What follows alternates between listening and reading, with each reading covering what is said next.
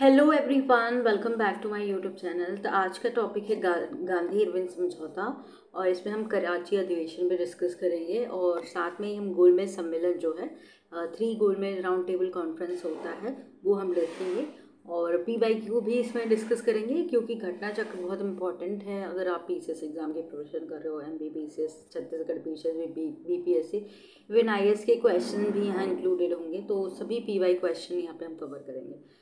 Gandhi Irwin समझौता कब होता है उससे पहले आपको थोड़ा सा मैं बैकग्राउंड बता देती हूँ। हमने पढ़ा था सविनय अवज्ञा आंदोलन शुरू हुआ था। देखिए, गांधी जी ने 12 मार्च से 6 अप्रैल के बीच में दांडी मार्च किया था। देन दांडी से इन्होंने 6 अप्रैल दांडी से वहाँ से इन्होंने सविनय अवज्ञा आंदोलन प्रारंभ किया था। सविनय अवज्ञा आंदोलन प्रारंभ करने का उद्देश्य क्या था? नमक पे जो टैक्स लगता था उसको कम करना, और जो भारतीय हैं वो भी नमक बनाए इसके लिए। और इन्होंने सांकेतिक रूप से नमक कानून का उल्लंघन किया था, ठीक है, क्योंकि नमक बहुत महंगा मिलता था और लोग अफोर्ड नहीं कर पाते थे। तो अफोर्ड नहीं कर पाते थे तो क्या होता था, अब महंगाई ज़्यादा है तो अब नमक तो भारतीयों का ही है ना, समुद्र से बना रहे हो, उसके बाद महंगाई इतना कर उसका मूल्य बहुत ज़्यादा बढ़ा दे रहे हो। तो इसके विरोध में ये आंदोलन हुआ था। और इसमें गांधी जी के साथ जो दांडी मार्च हुआ था उसमें 78 अनुयायी थे उनके साथ। गांधी जी को इंक्लूड करके 79 हो जाएगा। इनके नाम भी पूछे जाते हैं, सबसे ज़्यादा कहाँ से थे? गुजरात से। तो ये बैकग्राउंड है। गांधी जी ने सविनय अवज्ञा आंदोलन शुरू कर दिया था। तो क्या होता है कि 5 मई को गांधी जी को गिरफ्तार कर लिया जाता है। 1930 में ही गिरफ्तार कर लिया जाता है। तो गांधी जी गिरफ्तार हो गए। अब गांधी जी ने पहले ही इरविन को बता दिया था कि हम ये आंदोलन करने वाले हैं, हम मतलब मास मूवमेंट करने वाले हैं। पर जो ब्रिटिशर थे, इरविन ने ध्यान नहीं दिया, प्रस्ताव को देखा ही नहीं कि क्या बोल रहे हैं। सविनय अवज्ञा आंदोलन हो रहा था। तो क्या हो गया था, इस समय बहुत ज़्यादा जो वातावरण है, जब आंदोलन होता है इसमें लोग बहिष्कार कर रहे हैं, चीज़ें जला रहे हैं और कपड़े, विदेशी कपड़े जला रहे हैं, तो चौकीदारी कर देना मना कर दिए थे। तो अलग अलग जगह अलग अलग लोग इसका नेतृत्व कर रहे थे। अब क्या हो गई, स्थिति बहुत अलग हो गई थी देखने में। तो अब क्या है, शांतिपूर्ण वातावरण बनाने के लिए इसी उद्देश्य से जो इरविन था, 26 जनवरी इरविन थे, लॉर्ड इरविन 26 जनवरी 1931 गांधी जी को जेल से रिहा कर देता है। गांधी जी को 5 मई को गिरफ्तार कर लिया जाता है 1930 में। अब गांधी जी को रिहा कर दिया जाता है 26 जनवरी 1931 को, और गांधी जी को जेल से रिहा कर दिया गया इस तारीख को। ये तारीख याद कर लेना। तेज बहादुर शप्रू तथा MR जयकर के प्रयत्नों से गांधी एवं इरविन के मध्य फरवरी 1930 में दिल्ली वार्ता आरंभ हुआ था, और इसको दिल्ली समझौता या गांधी इरविन पैक्ट भी कहते हैं। तो ये समझौता इन दोनों की मदद से हुआ था, तेज बहादुर शप्रू और MR जयकर। तो 5 मार्च 1931 के दोनों के मध्य एक समझौता होता है, और जो गांधी इरविन समझौते के नाम से जाना जाता है। और इस समझौते के परिप्रेक्ष्य में सरोजिनी नायडू ने गांधी और इरविन को टू महात्मा की संज्ञा दी थी। तो किसने दी थी? सरोजिनी नायडू ने। गांधी इरविन जो समझौता, उसमें पॉइंट्स क्या क्या रखे गए थे गांधी जी की तरफ से। तो गांधी जी के नेतृत्व में कांग्रेस सविनय अवज्ञा आंदोलन स्थगित करने के लिए तैयार हो गई थी। जो सविनय अवज्ञा आंदोलन चल रहा था वो उसको स्थगित करने के लिए तैयार हो गई थी। सभी युद्ध जो बंदी बनाए गए हैं, जिन पर हिंसा का आरोप नहीं था, मतलब जिन पे आरोप मुकदमा है, उनको नहीं रिहा किया जाता है। गांधी जी बोलते हैं कि जांच करवाई जाए, पुलिस जिसको गिरफ्तार करवाई है, लेकिन ये इरविन नहीं मानता है। ये बात इरविन नहीं मानता है। और बात जो राजगुरु भगत सिंह को 23 मार्च को फांसी मिलने वाली थी, वो बात नहीं टाली जाती है, वो बात भी नहीं मानता कि उनकी फांसी रोक दी जाती है। तो ये दो बात इरविन नहीं मानता है। तो ये बातें जो अभी मैं बता रही हूँ ये स्वीकार कर ली गई थी इस समझौते में। तो सभी युद्ध बंदियों जिनके विरुद्ध हिंसा का आरोप नहीं था को रिहा कर, क्योंकि जब सविनय अवज्ञा आंदोलन शुरू किया गया था तो बहुत लोगों को गिरफ्तार कर लिया गया था। विदेशी कपड़ों और शराब की दुकानों पर शांतिपूर्ण धरना देने का अधिकार मिल गया था। समुद्र तटीय प्रदेशों में बिना नमक कर दिए नमक बनाने की अनुमति मिल गई थी। और कांग्रेस द्वितीय गोलमेज सम्मेलन में भाग लेने के लिए तैयार हो गए थे। तो इस आंदोलन का जो कंसिक्वेंसेज या रिजल्ट हुआ था कि अब क्या है, जो कांग्रेस ने फर्स्ट वाला जो गोलमेज सम्मेलन था उसमें पार्टिसिपेट नहीं किया था, उसका बहिष्कार किया था। अब क्या है, कांग्रेस इसमें भाग करेगी और कांग्रेस की तरफ से महात्मा गांधी नेतृत्व कर रहे हैं और जाएंगे। परंतु इस समझौते में जनता का ये समझौता जनता को निराश कर दिया, क्योंकि भगत सिंह, सुखदेव और राजगुरु को फांसी न दिए जाने की जनता की मांग इससे सम्मिलित नहीं किया गया था। जनता चाहती थी भगत सिंह, सुखदेव और राजगुरु को फांसी ना दिया जाए, लेकिन ये बात इरविन स्वीकार नहीं करता है। और वो जो लोगों पे जो केस लगाया गया था उसकी जांच भी पुलिस द्वारा उसकी जांच भी नहीं करवाई जाती है। तो ये भी दो बातें नहीं मानी जाती हैं। तो एक इरविन के जीवनीकार हैं एलन कैम्पबेल जॉनसन ने गांधी इरविन समझौते में महात्मा गांधी के लाभों को सांत्वना पुरस्कार कंसोलेशन प्राइज एंड इरविन के एकमात्र आत्मसमर्पण के रूप में बातचीत के लिए सहमत होने को कहा था। ये शायद इनकी जीवनी में लिखा हुआ है इरविन के। तो चलिए क्वेश्चंस देख लेते हैं तो क्लियर हो जाएगा। गांधी इरविन समझौता हुआ मुख्य रूप से गोलमेज सम्मेलन में कांग्रेस भागीदारी सहज करने के लिए। हाँ, ये तो हुआ था गोलमेज सम्मेलन में सेकेंड राउंड टेबल कॉन्फ्रेंस में कांग्रेस भाग ले रही थी। मुख्य रूप से सविनय आंदोलन समाप्त करने के लिए स्थगित करने के लिए हुआ था। गांधी द्वारा किया गया आमरण अनशन तोड़ने के लिए, नमक पर कर समाप्त करने के लिए था। तो गांधी इरविन समझौता मुख्य जो पॉइंट था देखा जाए तो उसमें गोलमेज सम्मेलन में कांग्रेस की भागीदारी को सुनिश्चित करना था। देखिए साइमन कमीशन की जब रिपोर्ट आती है तो उसमें उसी की रिपोर्ट के लिए ही 3 राउंड टेबल कॉन्फ्रेंस किया जाता है। मतलब तीनों एक ही हैं, तीनों को मिलाकर एक ही कहा गया, लेकिन जो सत्र है वो अलग अलग दिया गया, तीनों अलग नहीं थे। तो गांधी जी ने फरवरी 1930 में वायसराय लॉर्ड इरविन से भेंट की और उनकी बातचीत 15 दिनों 8 बार वार्ता तक चली, जिसके परिणाम स्वरूप 5 मार्च 1931 को एक समझौता हुआ जिसे गांधी इरविन समझौता के नाम से जाना जाता है। इस समझौते के तहत कांग्रेस को सविनय आंदोलन स्थगित करना पड़ा, समाप्त नहीं करना, स्थगित करना पड़ेगा, फिर से शुरू हो जाता है 1932 में। कांग्रेस द्वितीय गोलमेज सम्मेलन में भाग लेने के लिए तैयार हो गई थी। वस्तुतः प्रथम गोलमेज सम्मेलन में कांग्रेस शामिल नहीं हुई थी। यह समझौता मुख्य रूप से गोलमेज सम्मेलन में कांग्रेस की भागीदारी को सहज करने के लिए हुआ था। ठीक है, नेक्स्ट क्वेश्चन भी है, गांधी इरविन समझौते में निम्नलिखित में से क्या सम्मिलित था? तो राउंड टेबल कॉन्फ्रेंस में भाग लेने के लिए कांग्रेस को आमंत्रित करना था, ये ठीक है, ये बात तो सही है, बिल्कुल करेक्ट। असहयोग आंदोलन में संबंध जारी किए गए अध्यादेशों को वापस लेना था। यहाँ पे आई थिंक मिसप्रिंट हुआ था, ये सविनय आंदोलन था। ठीक है, तो जो भी अध्यादेश जारी किए गए थे उसको वापस लेना थी, ये भी बात सही है। पुलिस असहयोग नहीं है, यहाँ पे सविनय अवज्ञा कर लेना। पुलिस जात, क्योंकि सविनय अवज्ञा आंदोलन 1930 में होता है, यहाँ मिसप्रिंट की वजह से हुआ है क्वेश्चन। अदरवाइज क्योंकि जब जो इसका इंग्लिश था ना उसमें सविनय अवज्ञा आंदोलन का इंग्लिश सही दिया था। जब इंग्लिश सही रहता है तो समझ लीजिए आप हिंदी में मिसप्रिंट हुआ है, तो इसका इंग्लिश सही था, तो यह सविनय अवज्ञा आंदोलन था। पुलिस की ज्यादतियों की जांच करने हेतु गांधी के सुझाव को स्वीकृति नहीं किया था। बोला ना, एक तो भगत गुरु, राजगुरु और सुखदेव की फांसी की सजा को नहीं टाली गई थी, और पुलिस की जातियों की जांच करने हेतु गांधी के सुझाव को भी स्वीकार नहीं किया गया था। तो 2 पॉइंट नहीं स्वीकार किया गया था। केवल उन्हीं कैदियों को रिहाई दी थी जिन पर हिंसा का अभियोग नहीं था, उन्हीं पे रिहाई दी जिन पर कोई आरोप नहीं था, हिंसा का आरोप नहीं था, क्योंकि आंदोलन शुरू होते ही सबको गिरफ्तार कर लिया जाता है। तो अगर देखा जाए तो 1, 2, 4 हो जाएगा, क्योंकि 3 नहीं सही है क्योंकि वो स्वीकार ही नहीं किया गया था। तो 1, 2, 4 B will be the correct answer. Next question भी है, गांधी इरविन समझौते में कब होता है? तो मार्च में होता है, 1931 में होता है। ये फर्स्ट राउंड टेबल के बाद ही गांधी इरविन समझौता होता है, इसके बाद द्वितीय गोलमेज सम्मेलन होगा। द्वितीय गोल सम्मेलन में क्या होता है कि सांप्रदायिक निर्वाचन की मांग तो अम्बेडकर पहले ही कर देते हैं, पर पृथक निर्वाचन मंडल करते हैं दलितों के लिए, अल्पसंख्यक के लिए, तो वो तो फर्स्ट राउंड टेबल में ही कर देते हैं अम्बेडकर जी। बट क्या होता है कि सेकेंड वाले में अप्रूव कर दिया जाता है। उसके बाद से गांधी जी, वो पूना पैक्ट होता है, गांधी जी आमरण अनशन पे बैठ जाते हैं, और फिर उसके बाद जब उन दोनों में पूना पैक्ट होता है देन थर्ड राउंड कॉन्फ्रेंस होता है। तो ये पूरा क्रोनोलॉजी याद होनी चाहिए।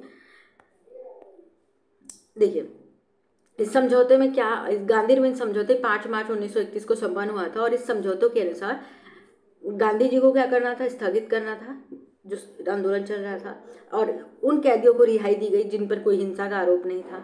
विदेशी कपड़ों शराब की दुकानों पर धरना का प्रदर्शन करने के लिए मिल गया, लेकिन शांतिपूर्ण तरीके से। और जो तटीय प्रदेश के बिना नमक कर दिए, यानी बिना टैक्स के नमक बनाने का अनुमति दे दी थी। और सबसे इम्पोर्टेंट मुद्दा था द्वितीय सेकेंड राउंड जो कॉन्फ्रेंस था, द्वितीय गोलमेज सम्मेलन में कांग्रेस की भागीदारी सुनिश्चित कर ली गई थी। और लेकिन जो बात नहीं मानी थी वो तो मैंने आपको पहले बता दिया कि 2 बातें नहीं मानी गई थी। गांधी इरविन समझौता हुआ था, गांधी इरविन समझौता जो हुआ था 1931 में हुआ था। 5 मार्च 1931 में निम्नलिखित में से कौन समझौता? देखिए गांधी जी को इसलिए जेल से रिहा किया जाता है कि इन दोनों में वार्ता चलती है 15 दिनों तक।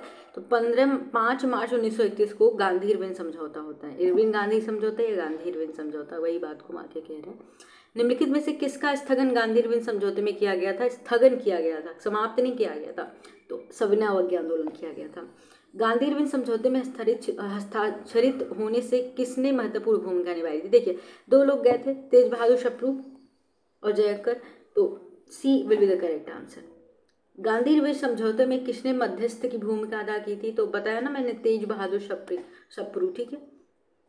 निम्नलिखित किसने इरविन और गांधी के दो महात्मा, सरोजिनी नायडू ने बताया था गांधी और इरविन को टू महात्मा, सरोजिनी नायडू इनको, ये इन्होंने प्रथम भारतीय महिला थी जो कांग्रेस के सेशन में पार्टिसिपेट की थी। अगर प्रथम महिला पूछे तो वो एनी बेसिड हो जाएंगे।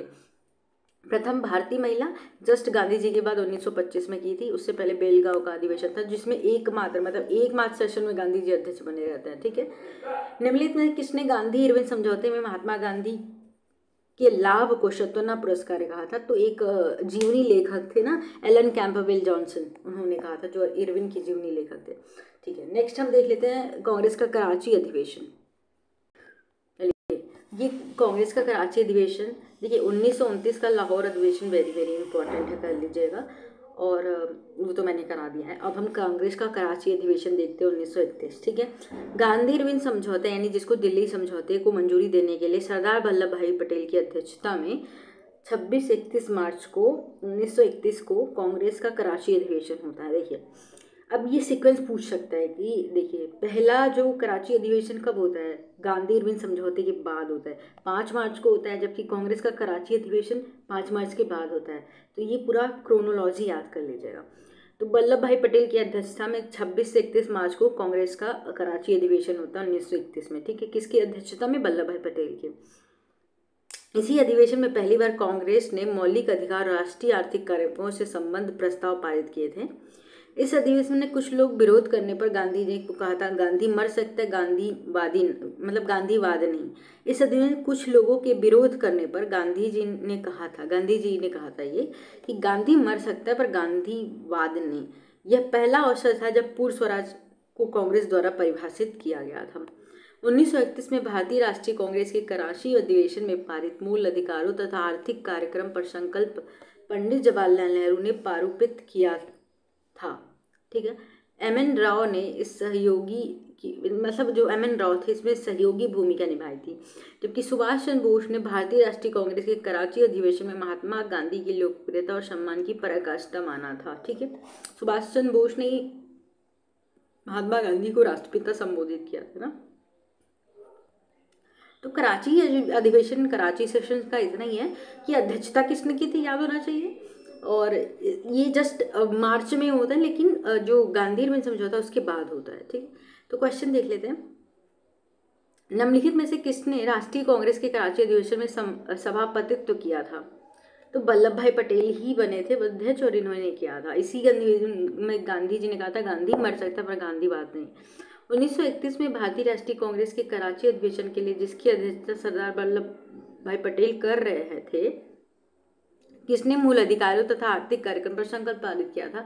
तो देखिए, ये किया था पंडित जवाहरलाल नेहरू। ठीक है। क्लियर हो जाना चाहिए। किसके सहयोग से? दो लोग सहयोगी थे। जवाहरलाल नेहरू ने एम.एन. राय के सहयोगी से ये इसमें भूमिका निभाई थी। निम्नलिखित में से किसने भारतीय राष्ट्रीय कांग्रेस के कराची अधिवेशन को महात्मा गांधी की लोकप्रियता और सम्मान का पराकाष्ठा माना है?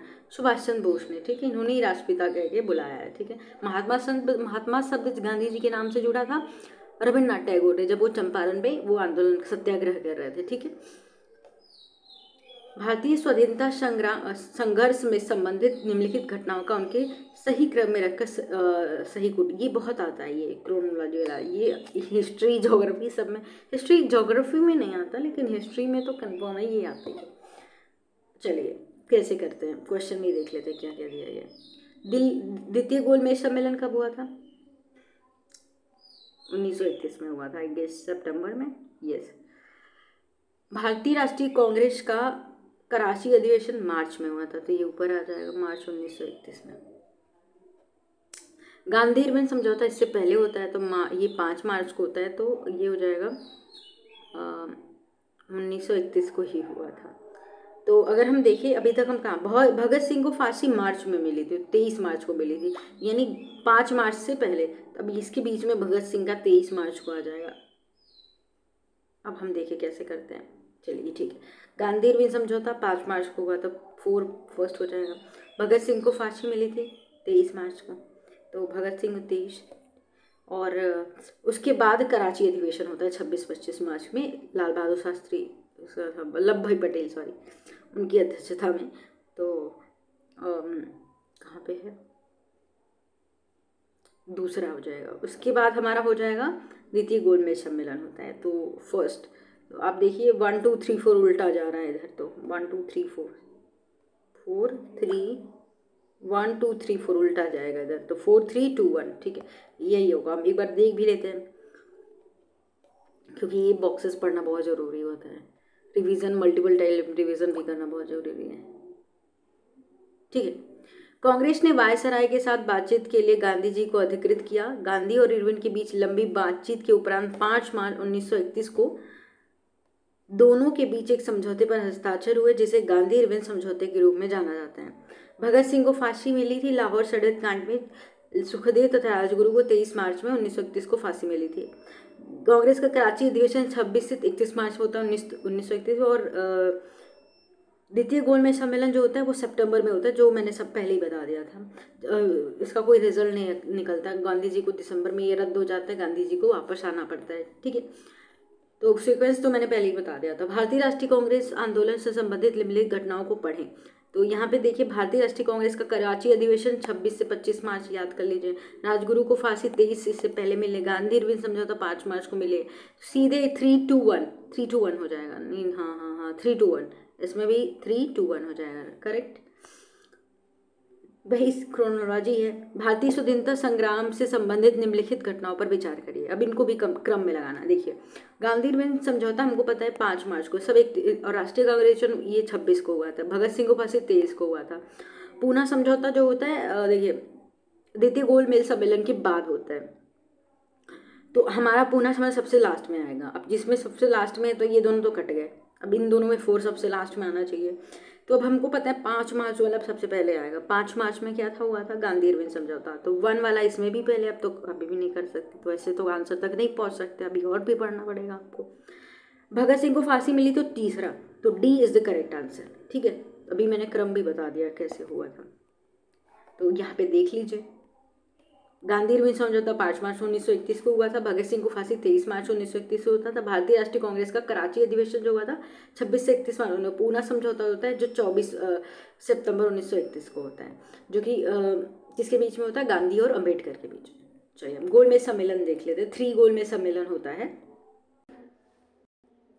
अब गोलमेज सम्मेलन कब होता है, तो 10 जून 24 जून 1930 को, 10 जून तथा 24 जून 1930 को साइमन कमीशन की रिपोर्ट प्रकाशित होती है। साइमन कमीशन आता है 1928 में, 2 बार इंडिया में विजिट करता है साइमन कमीशन एक ही ईयर में।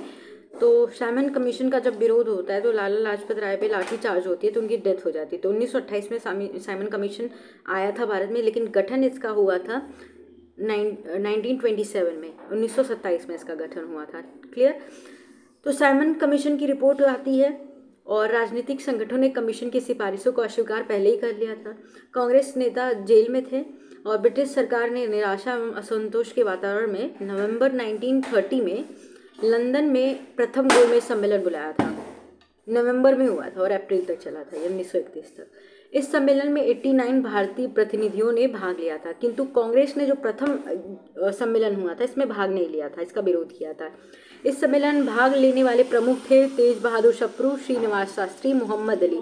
इनके नाम याद कर लीजिएगा, तेज बहादुर सप्रू, श्रीनिवास शास्त्री, मोहम्मद अली और मोहम्मद शफी, आगा खां, फजलुल हक और मोहम्मद अली जिन्ना। मोहम्मद अली जिन्ना भी जाते हैं। होमू मोदी, AR जयकर, मुझे डॉक्टर मुंजे और भीमराव अम्बेडकर जो होते हैं वो ऐसे एक व्यक्ति होते हैं जो तीनों सम्मेलन में भाग लेते हैं। लेकिन गांधी देखेंगे आप, कांग्रेस के एक भी सदस्य इसमें नहीं है। कांग्रेस ने बहिष्कार किया था और सबने अवज्ञा आंदोलन शुरू कर दिया था। तो इनके नाम याद करें, मोहम्मद अली, मोहम्मद शफी, इन सबके नाम इंपॉर्टेंट है।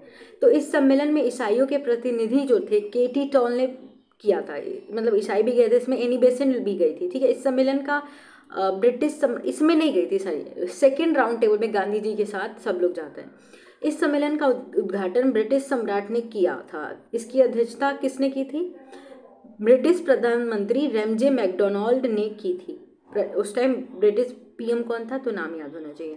7 सितंबर 1931 से 1 दिसंबर 19 तक चले द्वितीय गोलमेज सम्मेलन में महात्मा गांधी ने कांग्रेस के एकमात्र प्रतिनिधि के रूप में हिस्सा लिया था। क्यों लिया था, इसमें आपने देखा था गांधी इरविन समझौता होता है मार्च 1931 में, तो 7 सितंबर को 1931 से 1 दिसंबर तक ही चलता है, क्योंकि रद्द हो जाता है, गांधी जी आ जाते हैं वापस, कोई निर्णय नहीं लिया जाता है। तो 1931 तक द्वितीय गोलमेज सम्मेलन में महात्मा गांधी कांग्रेस भाग लेने के लिए तैयार हो जाती है, और इसीलिए तो इरविन पैक्ट होता है। तो और गांधी जी के अलावा सरोजनी नायडू, मदन मोहन मालवीय भी इसमें क्या है, भाग लेते हैं। यानी बेसेंट भी इस सम्मेलन में भाग लिया था।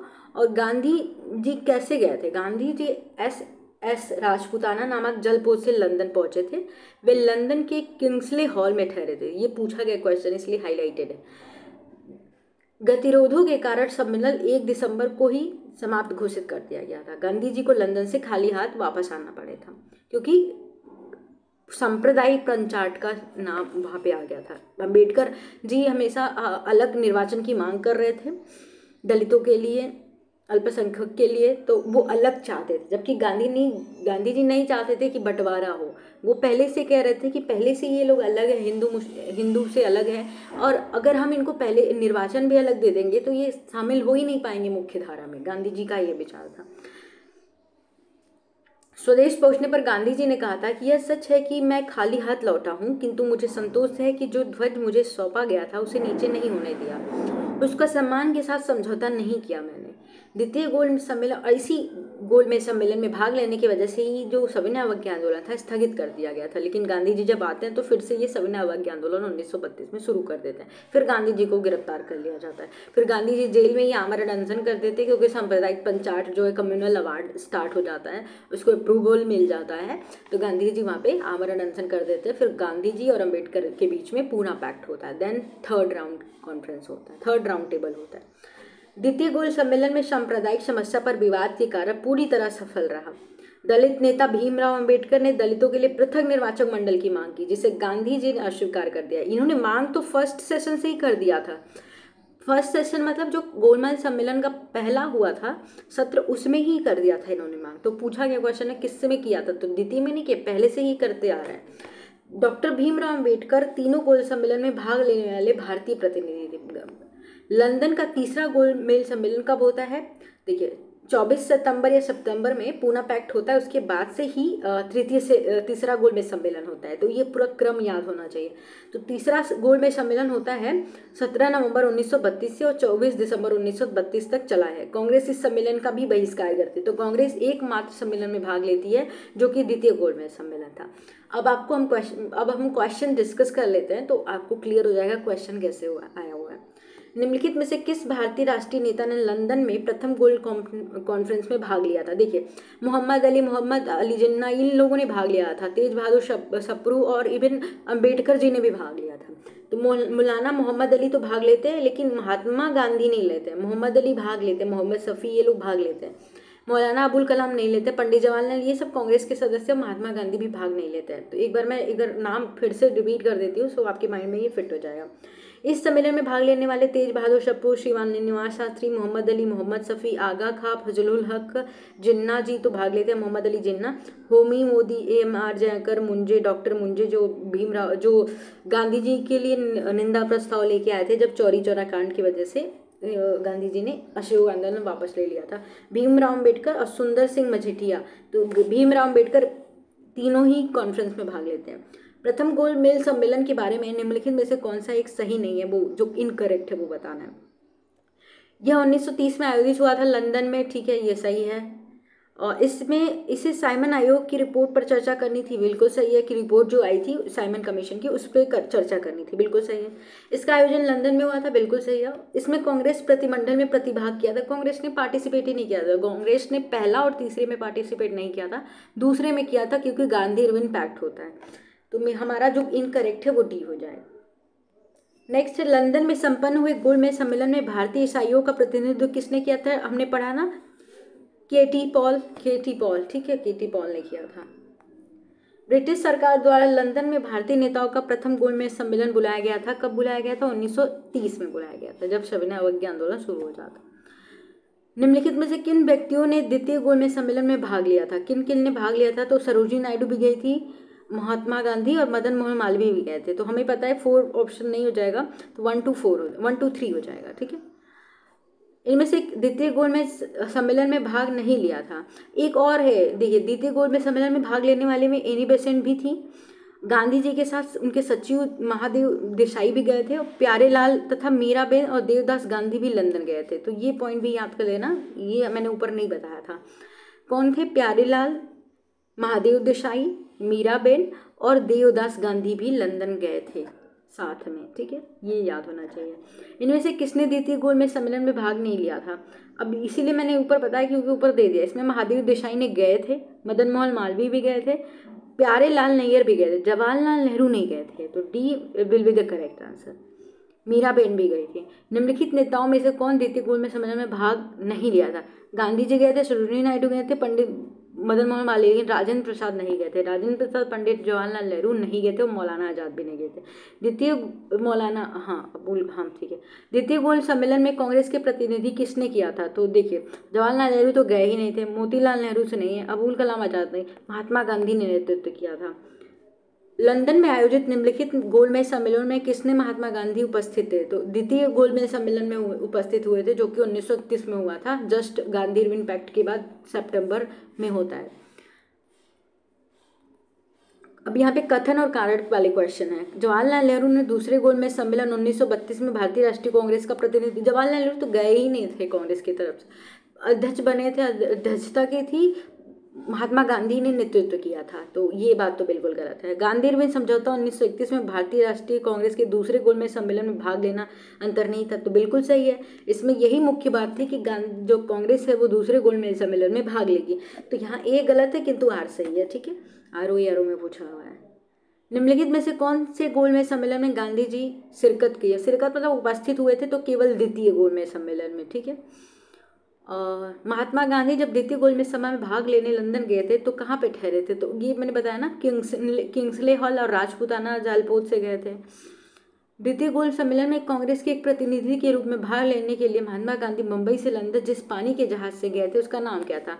तो SS राजपूताना। ठीक है, निम्नलिखित में से किस गोलमेज सम्मेलन में भारतीय राष्ट्रीय कांग्रेस के प्रतिनिधि ने प्रथम बार भाग लिया था? तो एक ही बार भाग लिया था द्वितीय गोल सम्मेलन में, जिसमें जवाहरलाल नेहरू नहीं जाते हैं, जिसमें मदन मोहन मालवीय, एनी बेसेंट, सरोजिनी नायडू और महादेव देसाई, प्यारेलाल, मीराबेन, ये सब याद कर लेना।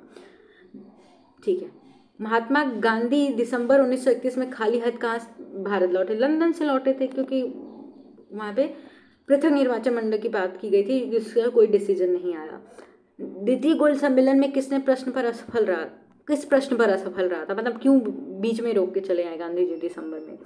तो सांप्रदायिक प्रतिनिधित्व की वजह से ये सफल नहीं रहा था। गांधी जी स्वीकार नहीं करना चाहते थे, जबकि भीमराव अंबेडकर पृथक निर्वाचन मंडल की बात कर रहे थे, तो सहमति नहीं बनी थी, तो वापस आना पड़ा। उस भारतीय का क्या नाम था जिसने तीनों गोल सम्मेलन में भाग लिया था? तो एक ही थे, भीमराव अंबेडकर, तो भीम आर अम्बेडकर। निम्नलिखित में से किसने तीनों गोल सम्मेलन में भाग लिया था? तो एक ही नाम है, BR अम्बेडकर। 1930-32 में अवधि में भारत लौट 1930-32 की अवधि में भारत और ब्रिटेन के राजनेताओं की लंदन में हुई बैठकों को प्राय प्रथम, द्वितीय और तृतीय गोल सम्मेलन के रूप में उल्लेख किया जाता है। उसी रूप में उल्लेख गलत होगा क्योंकि इनमें से 2 भारतीय राष्ट्रीय कांग्रेस ने भाग लिया था। नहीं, भारतीय राष्ट्रीय कांग्रेस को छोड़कर जिन भारतीय दलों ने भाग लिया था उन्हें पूरा भारत नहीं, वर्गीय हितों का प्रतिनिधित्व नहीं है, ये सब नहीं है। ब्रिटेन की लेबर पार्टी में सम्मिलित बीच हट दी गई और सम्मेलन कानून नहीं, ये सब गलत है। ये 3 अलग अलग सम्मेलन नहीं थे, अपितु एक ही सम्मेलन की अवस्था थी जो 3 सत्रों में संपन्न हुई थी साइमन कमीशन की रिपोर्ट को लेकर। तो ये सही है, तीनों अलग नहीं थे, बस सत्र अलग था। निम्नलिखित गोलमेज सम्मेलन में किसका प्रतिनिधित्व भारतीय राष्ट्रीय कांग्रेस ने किया था? तो द्वितीय गोलमेज सम्मेलन में महात्मा गांधी ने नेतृत्व किया था। निम्न में से कौन सा गोलमेज सम्मेलन 1932 में हुआ था? तो एक हुआ था दूसरा गोलमेज, नहीं तीसरा गोलमेज सम्मेलन 1932 में हुआ था। भारतीय राष्ट्रीय कांग्रेस के किस गोलमेज सम्मेलन में भाग नहीं लिया था? तो प्रथम और तृतीय गोलमेज सम्मेलन में कांग्रेस ने भाग नहीं लिया था, तो एक से अधिक हो जाएगा। जबकि फर्स्ट और सेकेंड में भाग नहीं लिया था, द्वितीय वाले में भाग लिया था कांग्रेस ने, महात्मा गांधी गए थे। निम्नलिखित कथनों पर विचार कीजिए। प्रथम गोलमेज सम्मेलन में डॉक्टर भीमराव अंबेडकर ने दलित वर्गों के लिए अलग निर्वाचन मंडल की मांग रखी थी। तो हाँ, प्रथम से ही रखा था, बात दूसरी तक भी गई थी, तो ये बात तो सही है। पूना पैक्ट में स्थानीय निकायों और सिविल सेवाओं में दलित वर्गों के प्रतिनिधित्व के लिए विशेष उपबंध रखे गए थे। तृतीय गोल सम्मेलन में भारतीय राष्ट्रीय कांग्रेस ने भाग नहीं लिया था, तो ये बात सही है और ये बात भी सही है। तो पूना पैक्ट वाला जो दिया है वो गलत है, तो ये हमारा फर्स्ट और थर्ड सही हो जाएगा। तो एक बार पढ़ लेते हैं एक्सप्लेनेशन। प्रथम गोल्ड सम्मेलन में डॉक्टर अम्बेडकर ने दलित वर्ग के लिए अलग निर्वाचक मंडल की मांग रखी थी। कांग्रेस ने प्रथम और तृतीय गोल्ड सम्मेलन में भाग नहीं लिया था। पूना पैक्ट में प्रावधानित था कि स्थानीय निकायों में चुनाव या लोक सेवाओं में नियुक्ति के लिए दलित वर्गों के सदस्यों के लिए कोई निर्बंधन आरोपित नहीं किए जाएंगे। इनमें दलित वर्गों के लिए उचित प्रतिनिधित्व के लिए हर संभव प्रयास किए जाएंगे।